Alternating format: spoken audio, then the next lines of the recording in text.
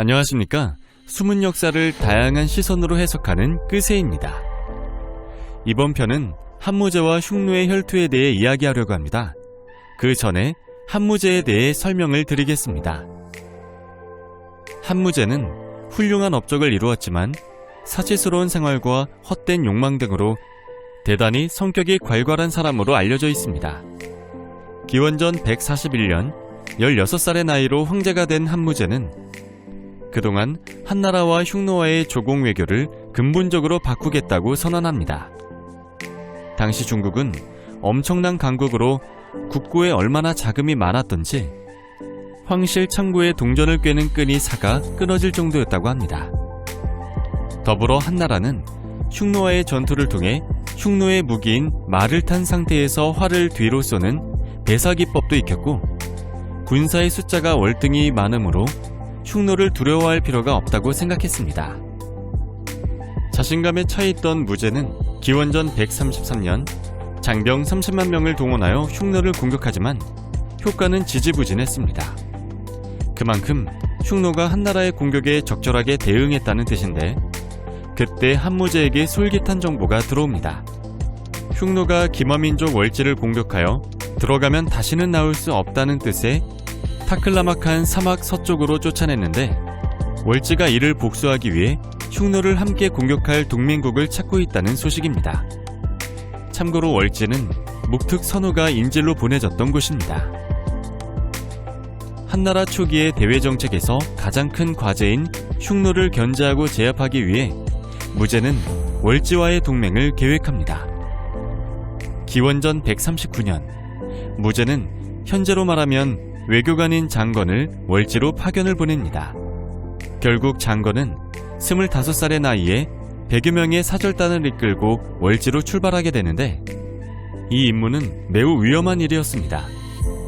월지를 찾아가야 하지만 정확한 월지의 위치를 몰랐을 뿐더러 당시 한나라 국경 밖은 흉노의 세력권인데 흉노가 흉노를 공격하려는 월지와 동맹을 맺으러 가는 장건을 순순히 통과시킬 리 없기 때문이죠. 예상대로 장건과 사절단은 중국 하서 지역에서 흉노에게 포로로 잡히게 됩니다. 그런데 흉노의 군신 선우는 흉노가 한나라로부터 조공받는 형인데다 한나라의 포로라 할지라도 쓸모가 있는 인재라면 오히려 그를 활용하는 것이 도움이 된다며 장건을 살려줍니다. 결론을 미리 말하자면 이것은 추후 흉노의 결정적인 패착이 됩니다. 포로로 잡힌 장건은 흉노에서 포로의 신분이었지만 상당한 자유로운 생활과 귀한 손님으로 대접받았고 흉노 여자와 결혼하여 아들까지 낳았습니다. 장건이 한나라를 출발한 지 10년이 지난 기원전 129년 감시가 소원한 틈을 타 아내를 포함하여 부하들과 함께 흉노 진영에서 탈출하여 월지에 도착합니다. 그런데 막상 10년이라는 세월을 걸쳐 월지에 도착하니 월지의 상황은 과거와 완전히 바뀌었습니다. 이미 생활이 윤택하고 편안했기 때문에 굳이 한나라와 연합하여 막강한 흉노를 공격할 필요가 없었습니다. 대월지와 연합을 실패한 장건은 한나라로 귀국하기로 결정합니다.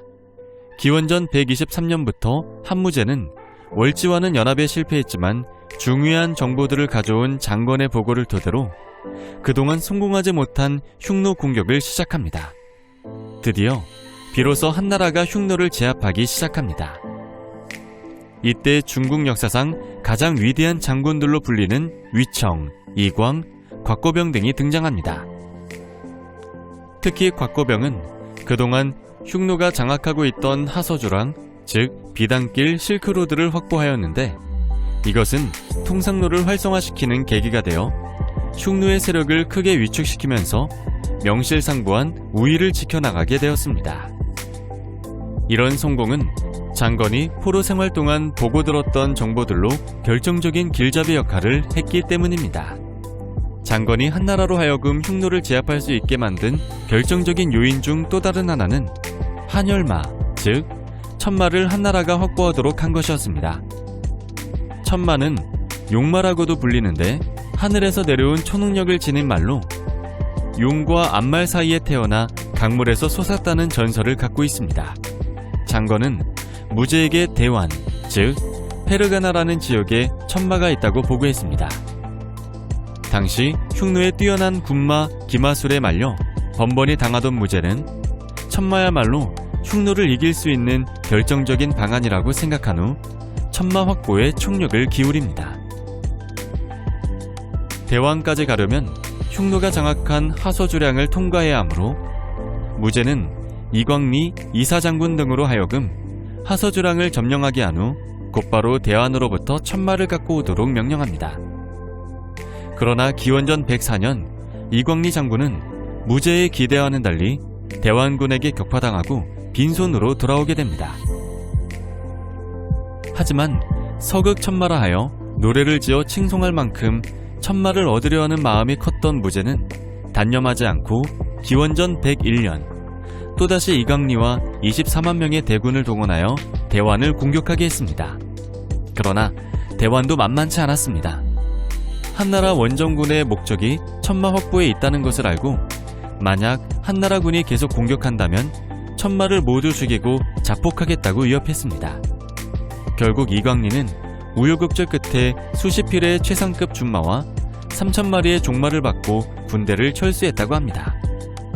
여기서 학자들이 궁금한 것은 따로 있었습니다.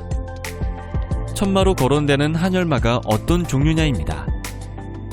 한나라와 당나라 때 수많은 예술가들이 작품 속에 묘사하여 그 원형은 어느 정도 알 수 있는데 현재 멸종된 투르크만종으로 추정하고 있습니다. 한국 학자들은 신라 천마총의 천마가 이들을 묘사하였다고 주장하기도 합니다. 신라는 고구려, 백제와는 달리 고분의 벽화를 그리는 문화가 없었기 때문에 신라시대 고분인 천마도는 부장품 중 하나인 대나무제 말다래에 그려진 그림입니다. 또한 그림의 형태 및 제작 연대를 감안하여 천마로 설명하는 학자들이 많이 있음을 구현합니다. 다음 편에서 본격적으로 한나라의 투 김일지의 후손인 신라의 김알지, 가야의 김수로가 흉노 지역에서 한반도로 동천하게 되는 연유에 대해 설명하겠습니다.